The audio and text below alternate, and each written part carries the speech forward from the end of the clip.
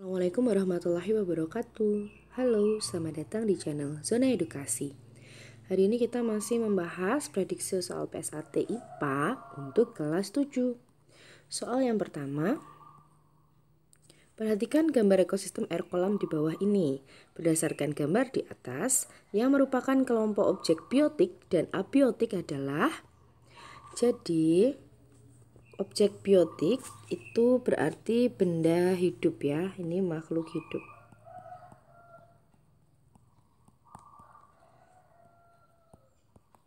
Kalau abiotik itu berarti komponen benda tak hidup. Benda tak hidup. Oke, berarti kita lihat objek biotiknya itu berarti ada ini ikan.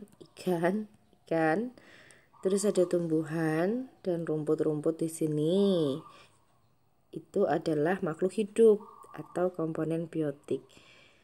Tapi kalau komponen abiotik atau tak hidup itu contohnya ada air, lalu ada matahari, sinar matahari ya, lalu ada udara, ada tanah. Itu adalah komponen abiotik. Jadi tadi pertanyaan yang diminta, yang satu adalah biotik, kemudian yang belakangnya adalah abiotik. Oke, ikan itu biotik betul. Apakah tumbuhan abiotik? Salah. Kemudian air itu termasuk abiotik ya, jadi salah. Ikan adalah biotik, betul. Air adalah abiotik, betul. Jadi jawabannya adalah C. Oke, lanjut soal berikutnya. Urutan dari satuan-satuan makhluk hidup yang paling kecil ke yang paling besar adalah. Oke, jadi sebelumnya kita jelaskan dulu. Tingkat organisasi kehidupan dari terendah hingga tertinggi adalah sebagai berikut. Yang pertama itu ada individu, populasi, komunitas, ekosistem, dan biosfer. Jadi ada individu, ini betul. Populasi salah ya, ada populasi, individu, populasi, kemudian baru komunitas, ini salah. Kemudian individu, populasi, komunitas, ekosistem, biosfer. Nah, ini betul, jawabannya adalah C. Jadi individu itu adalah makhluk hidup tunggal sendiri.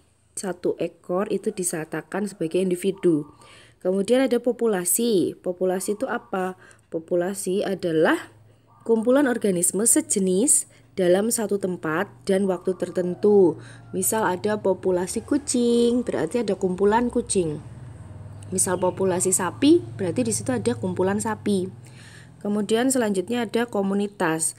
Komunitas itu adalah kumpulan beberapa populasi di suatu tempat tertentu. Contohnya, di dalam situ ada ada populasi sapi, kemudian ada populasi rumput, kemudian di situ ada populasi katak. Nah, di situ disebut dengan komunitas. Jadi kumpulan dari beberapa populasi. Kemudian berikutnya ada ekosistem, hubungan timbal balik antara makhluk hidup dengan lingkungan. Jadi kalau ekosistem itu berarti ada misal ya, ada populasi sapi atau bahkan individu sapi, itu juga boleh, yang penting makhluk hidup dengan lingkungan. Lingkungan itu berarti komponen abiotik, berarti ada contohnya adalah ekosistem kolam. Berarti di dalam kolam itu ada makhluk hidupnya, contohnya ada bebek, ada ikan, makhluk hidup kan mereka, ada rumput, mereka adalah makhluk hidup. Mereka akan berinteraksi dengan komponen abiotik, misalnya air, sinar matahari. Jadi di dalam ekosistem kolam itu ada bebek, kemudian ikan, lalu di situ juga ada air, rumput, ada sinar matahari, ada udara, itu namanya ekosistem. Kemudian biosfer. Biosfer ini adalah kumpulan dari seluruh ekosistem di dunia. Oke, begitu ya. Jadi jawabannya adalah individu, populasi, komunitas, ekosistem, dan biosfer. Lanjut, soal nomor 3. Perhatikan gambar rantai makanan di bawah ini. Perhatikan gambar di atas.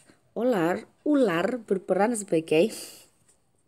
Oke, kita lihat dulu ya. Ini adalah gambar rantai makanan.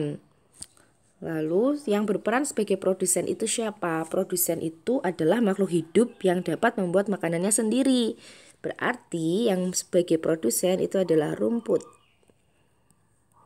Ini produsennya.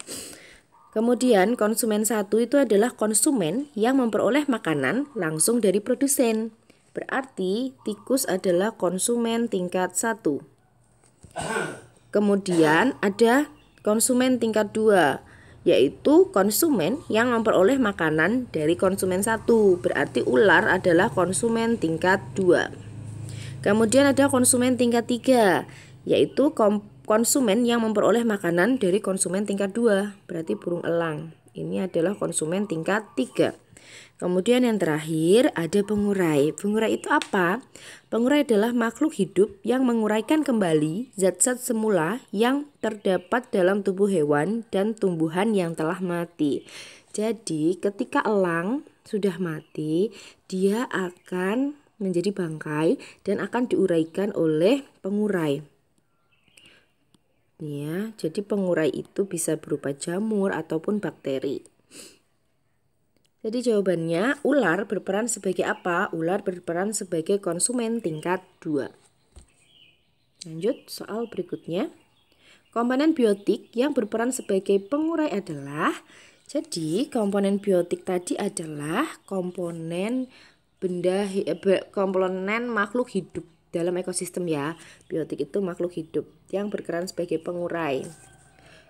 Jadi jawabannya adalah B, bakteri dan jamur. Oke, lanjut soal berikutnya. Perhatikan gambar jaring-jaring makanan berikut.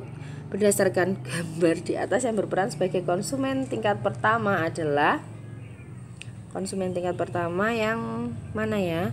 Jadi begini, ini adalah gambar jaring-jaring makanan.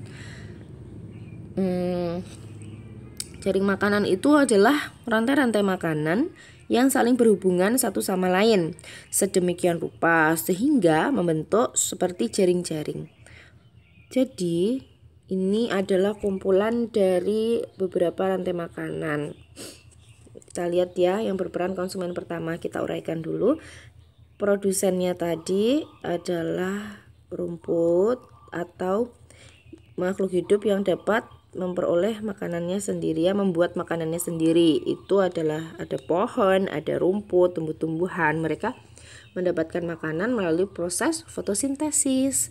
Kemudian kita cari konsumen tingkat pertama, itu adalah makhluk hidup yang memperoleh makanan dari produsen secara langsung. Berarti dia herbivora. Kita lihat ya. Ini adalah konsumen tingkat 1. Ini adalah konsumen tingkat 1. Kemudian konsumen tingkat 2 itu adalah konsumen yang memperoleh makanan dari konsumen tingkat 1.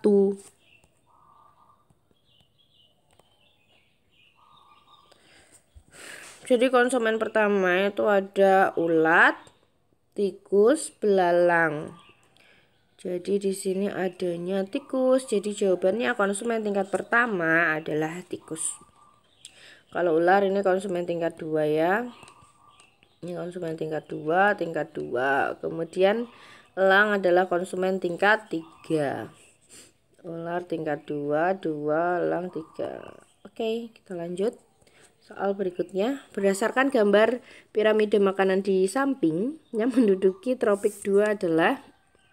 Oke, jadi piramida makanan adalah suatu piramida yang menggambarkan perbandingan komposisi jumlah biomasa dan energi dari produsen sampai konsumen puncak dalam suatu ekosistem.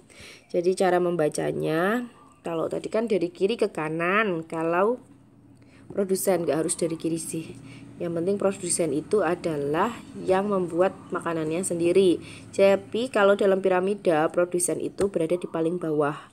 Jadi ini adalah produsen.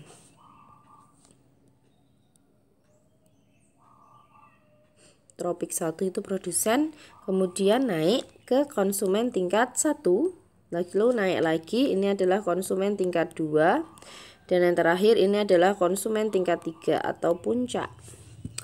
Nah, pertanyaannya, siapa yang menduduki tropik 2? Ini ya, tropik 2 diduduki oleh konsumen tingkat 1. Jadi jawabannya adalah B.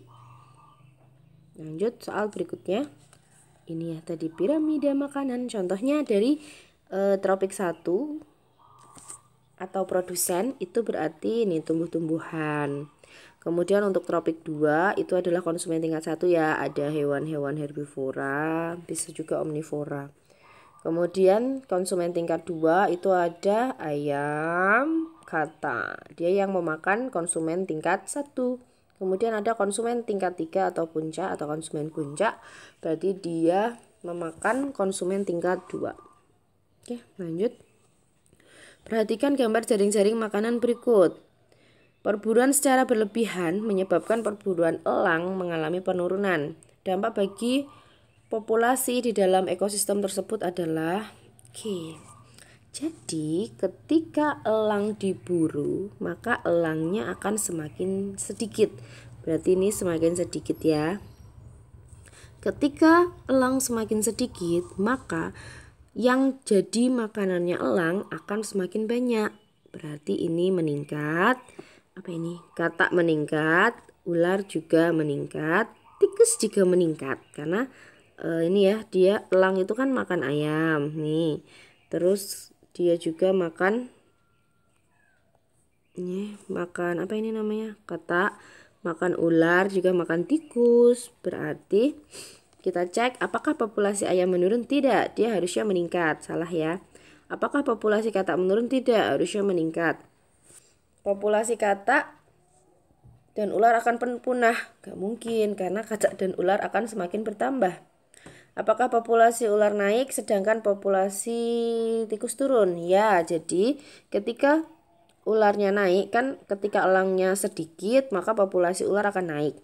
Kemudian ular itu kan makan tikus, jadi populasi tikusnya juga akan semakin menurun karena dimakan oleh ular. Jadi jawabannya adalah D. Lanjut soal nomor 8. Perhatikan gambar di bawah ini. Proses evaporasi ditunjukkan oleh nomor. Ini adalah daur air ya. Jadi evaporasi itu apa? Evaporasi adalah proses penguapan air dari tubuh-tubuh air seperti laut, danau, dan sungai yang diakibatkan oleh pemanasan sinar matahari. Jadi proses penguapan.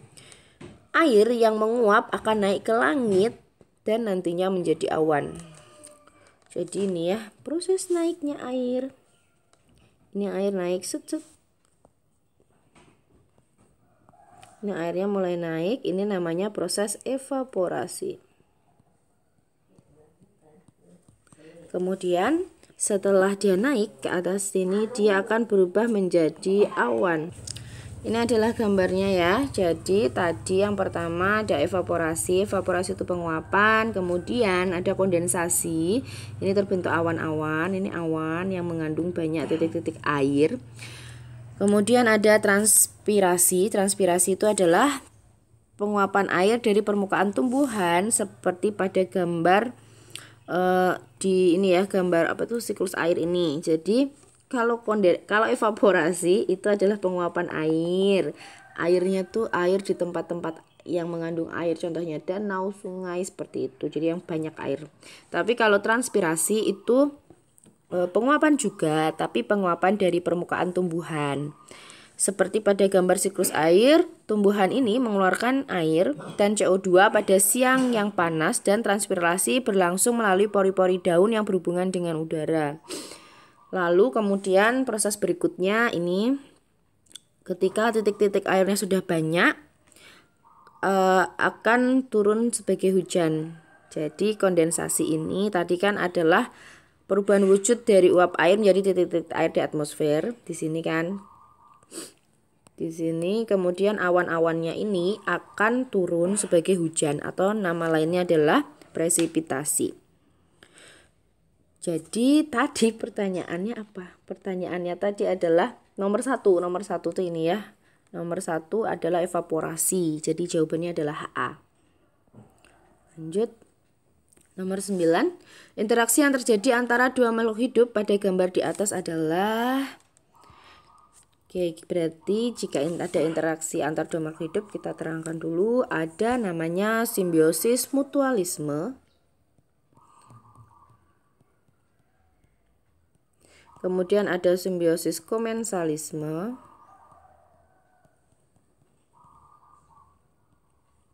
Dan yang terakhir ada simbiosis parasitisme.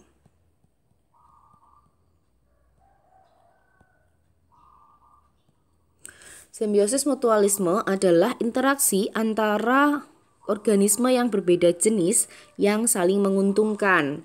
Jadi kalau simbiosis mutualisme itu dua-duanya untung. Contohnya adalah kupu-kupu dan bunga. Jadi kupu-kupu itu akan mengambil sari-sarinya bunga sehingga bunga bisa mekar ya. Kemudian ada simbiosis komensalisme. Simbiosis komensalisme adalah interaksi antara organisme berbeda jenis yang satu diuntungkan tetapi yang lain tidak rugi, tidak terjadi apa-apa. Jadi kalau mutualisme tadi satu untung, tapi kalau komensalisme satu untung, yang satu tidak rugi ataupun untung, tidak apa-apa. Jadi dia tidak untung, tidak rugi. Contohnya adalah ikan hiu dan ikan remora.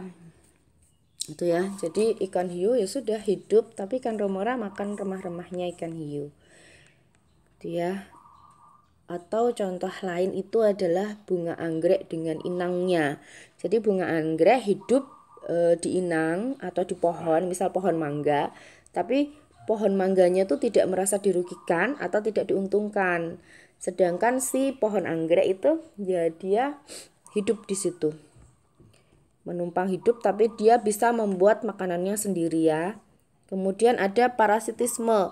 Parasitisme itu adalah interaksi antara organisme yang berbeda jenis, yang satu diuntungkan dan yang satu dirugikan. Jadi yang satu untung, yang satunya rugi.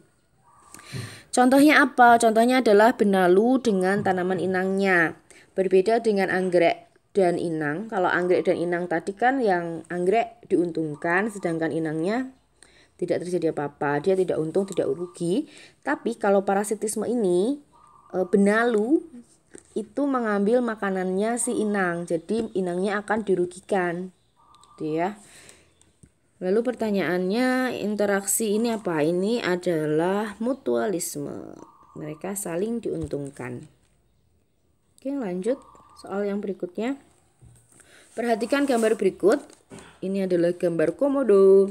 Untuk melindungi hewan ini dari kepunahan, hal yang dapat dilakukan adalah apa yang dapat kita lakukan? Ada dua jenis pelestarian. Yang pertama adalah pelestarian in situ. Adalah pelestarian yang dilakukan terhadap hewan dan tumbuhan di tempat asal atau habitat asli. Jadi, hewan dan tumbuhan tidak dipindahkan dari tempat pertama kali ditemukan. In situ. In situ ini berarti ada di habitat. Habitat itu tempat asli ya. Kemudian ada pelestarian ex situ. Pelestarian yang dilakukan terhadap hewan dan tumbuhan di luar tempat asal atau di luar habitat asli. Artinya, hewan dan tumbuhan tidak dilestarikan di tempat ia ditemukan, bukan di rumahnya, bukan di habitatnya, tapi dia diambil dan dipindahkan ke tempat yang bisa dikontrol. Ex situ itu berarti bukan habitat ya, dia di luar. Di luar habitat. Ini adalah komodo, dia dilestarikan di Taman Komodo. Jadi dia dilestarikan di habitat aslinya di Nusa Tenggara Timur sana ya. Berarti jawabannya adalah B. Kalau ex situ tuh biasanya dia diambil di kebun binatang atau diletakkan di pusat konservasi. Gitu. Bisa juga komodo dimasukkan di kebun binatang, tapi kalau dari gambarnya nggak mungkin di kebun binatang. Ini dia dilestarikannya di habitat asli. Oke, lanjut. Perhatikan pernyataan di bawah ini. Pernyataan yang benar mengenai bulan ditunjukkan oleh nomor. Oke, bulan itu satelit ya. Yang pertama, bulan berbentuk bulat, mirip seperti planet. Betul. Yang kedua, bulan dapat memancarkan cahaya sendiri. Bukan, yang dapat memancarkan cahaya sendiri adalah bintang. Kemudian yang ketiga, bulan memiliki atmosfer seperti bumi, tidak ya. Yang keempat, terdapat banyak kawah, pegunungan, dan dataran tinggi. Betul, itulah yang menyebabkan bulan terlihat dari bumi itu seperti kayak ada bolong-bolong. Itu adalah kawah dan pegunungan. Jadi kayak ada corak gitu kan si bulan. Pernyataan yang benar ditunjukkan oleh nomor 1 dan 4. Jawabannya adalah D. Lanjut. Kelompok planet yang termasuk planet terestrial antara lain, apa itu planet terestrial? Planet terestrial itu adalah planet dalam. Planet dalam adalah planet yang letaknya dekat dengan matahari, berukuran kecil dan memiliki sedikit satelit atau tidak sama sekali. Jadi urutan planet-planet yang pertama itu adalah Merkurius. Kemudian ada Venus, Merkurius, Venus, Bumi, Mars, Jupiter, Saturnus, dan Uranus. Pluto sudah tidak dianggap sebagai planet karena ciri-cirinya ukurannya terlalu kecil ya, jadi dia sudah tidak dianggap sebagai planet. Jadi planet dalam itu adalah Merkurius, Venus, Bumi, dan Mars. Masih ada lagi yang belakang, Neptunus ketinggalan. Jadi ada 8 planet ya. Jadi ini adalah batas antara planet dalam dan planet luar. Planet dalam itu Merkurius, Venus, Bumi, dan Mars. Sedangkan planet luar itu adalah Jupiter, Saturnus, Uranus, dan Neptunus. Jadi jawabannya adalah C. Venus, Mars, Merkurius, sekarang Bumi. Lanjut soal berikutnya. Perhatikan gambar benda langit berikut. Secara urut, meteoroid dan meteorit ditunjukkan oleh huruf. Kita lihat gambar. Gambarnya tidak ada.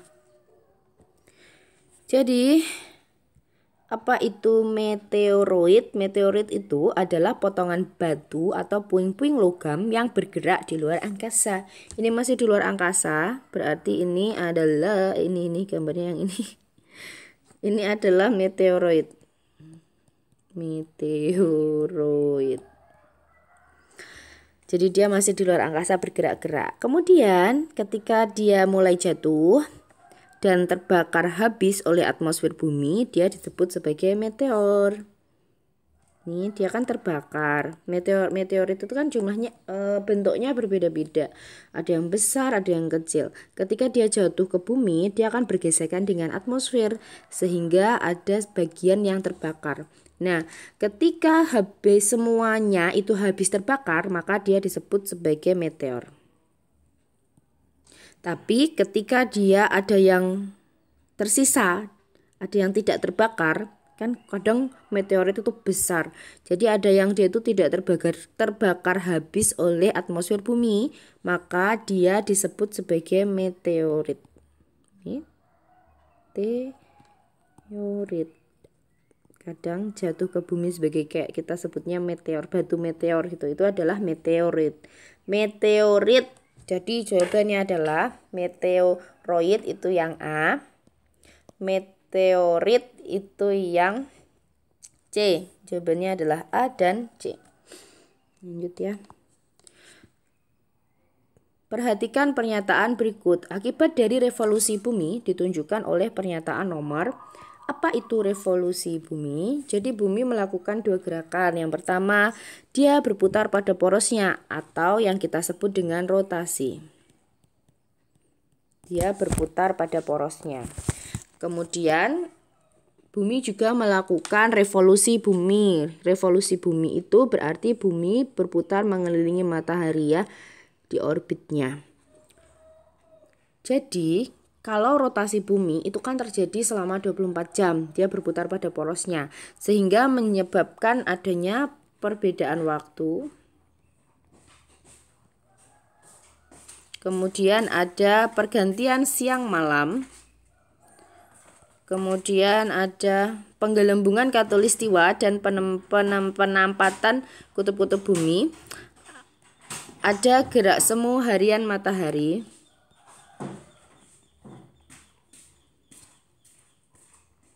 Gerak semu harian matahari. Kemudian yang terakhir ada terjadinya perubahan arah angin.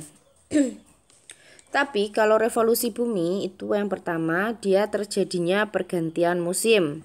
Ini betul ya, revolusi. Kemudian ada gerak semu tahunan matahari. Gerak semu tahunan. Kalau yang tadi gerak semu harian matahari, tapi kalau revolusi itu adalah gerak semu tahunan matahari, betul ya. Kemudian perubahan lamanya siang dan malam. Berbeda lamanya siang dan malam. Kemudian ada perubahan letak rasi bintang setiap bulan. Karena kan setiap bulan kayak ada Sagittarius, seperti itu, Cancer, terus Taurus dan lain-lain ya. Itu disebabkan oleh revolusi bumi. Jadi bintangnya tampak berbeda-beda, padahal bumi sedang mengelilingi matahari. Letak bintangnya tetap di situ, tapi kita yang bergerak. Tadi jawabannya apa? Ini juga ya, perbedaan namanya siang dan malam, betul. Yang salah adalah nomor 2. Jadi jawabannya adalah 1, 3, dan 4. Oke, lanjut. Soal berikutnya, fase bulan yang tepat untuk melengkapi nomor 1 dan 3 pada gambar tersebut adalah, kita lihat fase-fase bulan dulu. Jadi, fase bulan itu terjadinya 29,5 hari ya, hampir 30 hari, makanya disebut 1 bulan. 30 hari itu disebut 1 bulan karena 1 kali fase bulan. Fase yang pertama itu adalah fase bulan baru atau new moon. Kemudian berikutnya bulan akan menjadi bulan sabit awal. Ini bulan sabit awal, terlihat dari bumi dia seperti bulan sabit. Kemudian ada bulan separuh, dia separuh. Ini kan. Yang sebelah sini gelap, kita tidak terlihat. Jadi bulannya cuma segini, seperti separuh. Ini masih paruh awal. Kemudian ada bulan cembung awal. Ini namanya bulan cembung. Ini ya, seperti cembung bentuknya. Ini kan gelap, di sini gelap, jadi cembung. Kemudian ada bulan purnama. Lanjut ada bulan cembung akhir. Nih lihat cembung bulannya, terlihat dari bumi cembung. Kemudian ada bulan paruh akhir, bulan separuh. Lalu ada bulan sabit lagi yang bercahaya ini ya. Dia jadi bulan sabit. Kemudian yang terakhir bulannya mati atau bulan baru lagi. Nah, pertanyaannya tadi nomor 1 berarti adalah bulan baru, nomor 2 bulan paruh awal, dan yang ketiga adalah bulan yang nomor 3 mana 3? 3 itu bulan cembung, dan yang keempat adalah bulan sabit. Tadi pertanyaannya 1 dan 3, jadi jawabannya adalah D, bulan baru itu nomor 1, dan yang ketiga adalah bulan cembung, D ya. Lanjut soal berikutnya. Bulan merupakan benda langit yang pergerakannya banyak mempengaruhi kehidupan manusia. Di antaranya adalah, jadi bulan itu mempengaruhi kehidupan manusia. Contohnya, saat bulan Ramadan, umat Islam menggunakan kalender Hijriyah yang perhitungannya menggunakan hasil pengamatan terhadap fase bulan yang jumlahnya bisa 29 atau 30 hari. Jadi bulan Ramadan itu bergantung pada bulan juga ya. Penentuan bulan Ramadan maksudnya itu tergantung pada fase-fase bulan. Kemudian yang kedua ada hari Paskah. Siklus bulan digunakan untuk menentukan kapan tepatnya pelaksanaan hari Paskah. Perayaan hari Paskah diperingati di hari Minggu pertama setelah bulan purnama Paskah yang jatuh pada 21 Maret atau sesudahnya. Kemudian ada tilem. Umat Hindu melakukan ritual ibadah setiap malam bulan purnama ketika bulan baru. Jadi ada ibadah setiap bulan purnama tiba ketika bulan baru. Hari suci ini dirayakan pada bulan purnama dan malam bulan baru disebut dengan tilem namanya. Kemudian ada industri garam dan perikanan. Selain kegiatan keagamaan, gerak bulan juga sangat bermanfaat pada pelaku industri yang berkaitan dengan sumber daya bahari atau laut. Banyak tambak garam yang terletak di pesisir pantai. Ketika air laut pasang, maka tambak-tambak itu akan terisi. Jadi kayak nelayan begitu juga tergantung pada ini ya, gerak bulan, karena dia akan pergi melaut ketika airnya surut. Kalau pasang ya takut. Jadi kalau pasang biasanya mereka menunggu dulu, baru tunggu airnya surut, baru dia akan pergi melaut. Jadi jawabannya adalah B, penetapan bulan Ramadan. Gaya hidup sepertinya tidak. Pagi, siang, malam tetap bisa belanja. Kemudian cara bercocok tanam, enggak ya, tidak dipengaruhi oleh bulan. Kemudian untuk sistem perekonomian juga tidak. Jadi jawabannya adalah B. Lanjut. Soal berikutnya. Benda langit yang ditunjuk oleh anak panah tersebut adalah, ini adalah benda langit. Ini matahari, Merkurius, Venus, Bumi, Mars, Jupiter, planet terbesar, Saturnus, Uranus, Neptunus. Kemudian yang ditunjuk anak panah itu ini yang di tengah-tengah antara apa ini? Merkurius, Venus, Bumi, Mars, antara Mars dan Jupiter. Ini adalah asteroid. Asteroid itu adalah potongan-potongan batu yang mirip dengan materi penyusun planet yang terletak di antara orbit Mars dan Jupiter. Jadi ini terletaknya di antara Mars dan yang planet terbesar itu adalah Jupiter. Jadi tadi disebut asteroid. Oke, lanjut soal berikutnya. Perhatikan gambar kemiringan bumi di bawah ini. Bumi memiliki kemiringan 23,5 derajat terhadap sumbunya. Salah satu dampak yang disebabkan oleh kemiringan sumbu rotasi bumi tersebut terhadap kondisi cuaca dan iklim di bumi adalah, jadi dengan adanya kemiringan itu, maka khususnya di negara dengan lintang tinggi akan merasakan variasi durasi siang dan malam sepanjang tahun. Di belahan bumi utara, siang akan lebih lama di sekitar bulan Juni, sebaliknya siang akan sangat singkat ketika bulan Desember. Jadi kalau di daerah belahan bumi utara kayak kutub utara atau negara-negara lain yang dekat dengan bagian utara, itu lamanya siang dan malam akan berbeda. Kalau bulan Juni itu biasa lebih lama, tapi kalau untuk bulan Desember itu kayak tiba-tiba siang, tiba-tiba malam. Jadi kayak tiba-tiba malam karena sangat singkat ya siangnya. Kebalikannya akan berlaku di belahan bumi selatan karena dia kan di bawah, lama dapat sinar mataharinya. Jadi jawabannya adalah B, perbedaan lama penyinaran matahari yang diterima oleh bumi. B ya. B. Lanjut soal berikutnya. Karakteristik matahari yang dapat diamati dengan teleskop surya khusus adalah, jadi matahari itu punya beberapa bagian. Yang pertama ada bintik matahari. Bintik matahari adalah cekungan di permukaan matahari yang terlihat lebih gelap dari keseluruhan matahari itu sendiri. Jadi yang pertama tadi ada bintik matahari. Kemudian yang kedua ada suar surya.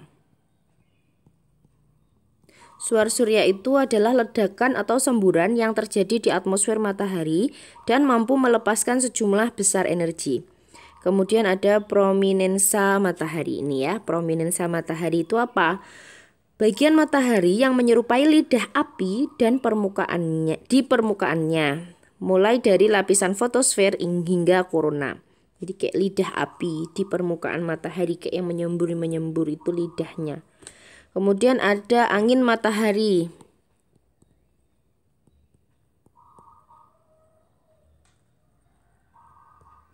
Angin matahari adalah aliran plasma atau partikel bermuatan yang keluar dari matahari. Dan yang dapat dilihat dengan teleskop surya khusus itu adalah bagian yang lidah apinya tadi. Oke. Lanjut untuk soal nomor 20. Pernyataan yang benar mengenai gambar tersebut adalah, ini adalah posisi bumi ketika ada matahari, bumi, dan bulan berada pada satu garis lurus. Berarti posisi ini disebut dengan gerhana bulan. Lihat bulannya tertutup semua, berarti ini adalah gerhana bulan total. Jadi jawabannya adalah B, gerhana bulan total. Oke. sekian video kali ini. Semoga dapat bermanfaat membantu kalian dalam mengerjakan PSAT nanti. Assalamualaikum warahmatullahi wabarakatuh.